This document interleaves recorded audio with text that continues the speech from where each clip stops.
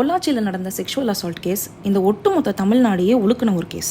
அதில் கோயம்புத்தூர் மகிழா court morning 10:30க்கு சிட்டிங் உட்கார்ந்த உடனே அந்த 9 அக்யூஸ்டும் கில்ட்டி ஆஃப் ஆல் சார்ஜஸ், அதாவது அனைத்து குற்றவாளிகளும் குற்றம் சுமத்தப்பட்ட எல்லா பிரிவுகள் கீழையும் குற்றவாளின்னு கன்விக்ஷன் பாஸ் பண்ணாங்க.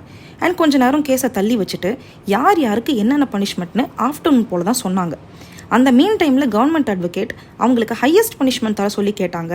அந்த குற்றவாளியோட அட்வொகேட்ஸ்லாம் அவங்களோட ஏஜை கன்சிடர் பண்ணி கொஞ்சம் கம்மியாக பனிஷ்மெண்ட் தர சொல்லி ரெக்வஸ்ட் பண்ணாங்க. அதே அளவுக்கு சீரியஸாக பேசப்பட்ட ஒரு கேஸ் தான் நம்ம சென்னையில் அண்ணா யூனிவர்சிட்டியில் நடந்த செக்ஷுவல் அசால்ட் கேஸ். அதில் அக்யூஸ் ஞானசேகரனுக்கு நம்ம சென்னை மகிழா கோர்ட் அவர் மேலே ஃபைல் பண்ண 11 செக்ஷன்ஸ்லையும் குற்றவாளின்னு சொல்லி இன்னைக்கு கன்விக்ஷன் பாஸ் பண்ணாங்க. அண்ட் என்ன பனிஷ்மெண்ட்னு அனௌன்ஸ் பண்ண வர ஜூன் 2 அன்னைக்கு கேஸை தள்ளி வச்சுருக்காங்க.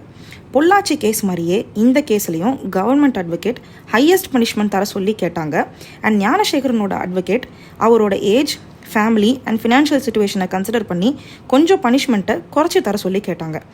இந்த பாட்காஸ்ட் இன்னைக்கு ஏன்னு தானே யோசிக்கிறீங்க? சொல்கிறேன். நிறைய நியூஸ் சேனல் இந்த 2 கேஸையும் சென்சிபிளாக கவர் பண்ணாங்க. அதை பற்றின அப்டேட்ஸும் அப்பப்போ போஸ்ட் பண்ணாங்க. சென்டென்சிங்கை தள்ளி வச்சுருக்கோம் அப்படின்னு சொன்னதும் காமன் பீப்புள் ரொம்ப டென்ஷன் ஆகி, ஏன் கேஸை தள்ளி வைக்கிறீங்க, உடனே பனிஷ்மெண்ட் தர வேண்டியது தானே, அது இதுன்னு கமெண்ட் பண்ணிகிட்டு இருந்தாங்க. அதை நான் கிளாரிஃபை பண்ணணும்னு நினைக்கிறேன். சிஆர்பிசி அண்ட் பிஎன்எஸ்எஸ் படி ஜட்ஜ் ஒரு அக்யூஸ்டை குற்றவாளியா இல்லை நிரபராதியான்னு ஃபஸ்ட்டாக அனௌன்ஸ் பண்ணிடுவாங்க. இந்த ப்ரொசீஜருக்கு பேர் தான் அக்விட்டல் ஆர் கன்விக்ஷன். நிரபராதினா அவருக்கு அக்விட்டல்னு சொல்லி வெளியே விட்டுருவாங்க.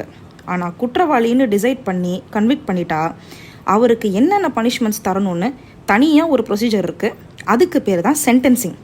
அதில் தான் எவ்வளோ இயர்ஸ் ஜெயிலில் இருப்பாங்க, அது சிம்பிள் இம்ப்ரிசன்மெண்ட்டா இல்லை ரிகரஸ் இம்ப்ரிசன்மெண்ட்டா, எவ்வளோ ஃபைன் பே பண்ணணும், ஃபைன் பே பண்ணலைன்னா எவ்வளோ நாள் அதுக்கு ஈடுகட்ட உள்ளே இருக்கணும், அண்ட் பே பண்ணுற ஃபைன்லாம் விக்டிம்க்கு காம்பன்சேஷனாக போகணும்னு எல்லா டீட்டெயில்ஸும் சொல்லுவாங்க.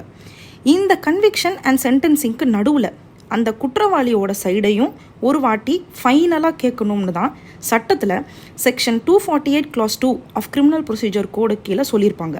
அந்த ப்ரொசீஜரை தான் மேலே சொன்ன அந்த 2 கேஸ்லையும் ஜட்ஜஸ் ஃபாலோ பண்ணியிருப்பாங்க.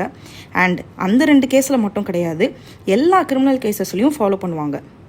ஹோப் இன்றைக்கி பாட்காஸ்ட் மூலியமாக இந்த கான்செப்டில் உங்கள் எல்லாருக்கும் ஒரு சின்ன கிளாரிட்டி வந்திருக்கும்னு நான் நம்புகிறேன்.